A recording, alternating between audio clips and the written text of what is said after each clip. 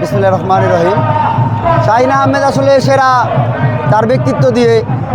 মানুষের প্রতি তার ভালোবাসা দিয়ে, মানুষের প্রতি অবাধ শ্রদ্ধা,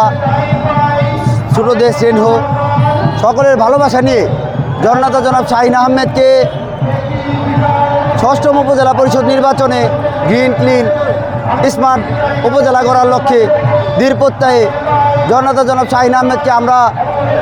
কেরানীগঞ্জ উপজেলা পরিষদের সর্বস্তরের জনগণ বিপুল ভোটে বিজয়ী করে জননেত্রী শেখ হাসিনার হাতকে শক্তিশালী করার প্রত্যয়ে আমাদের আগামী 8 তারিখ সারাদিন জননেতা জনাব শাহিন আহমেদকে আনারস মার্কায় এবং সাবেক ছাত্রনেতা সালাউদ্দিন লিটন ভাইকে মাইক মার্কা এবং মহিলা ভাইস চেয়ারম্যান রেশমাজামান আপাকে কলস মার্কায় ভোট দিয়ে বিজয়ী করে কেরানীগঞ্জ একটি আধুনিক ও সুন্দর কেরানীগঞ্জ উপজেলা গড়ে তুলবে তারা, এই আশা ব্যক্ত করে আমি আমার বক্তব্য শেষ করছি। জয় বাংলা, জয় বঙ্গবন্ধু।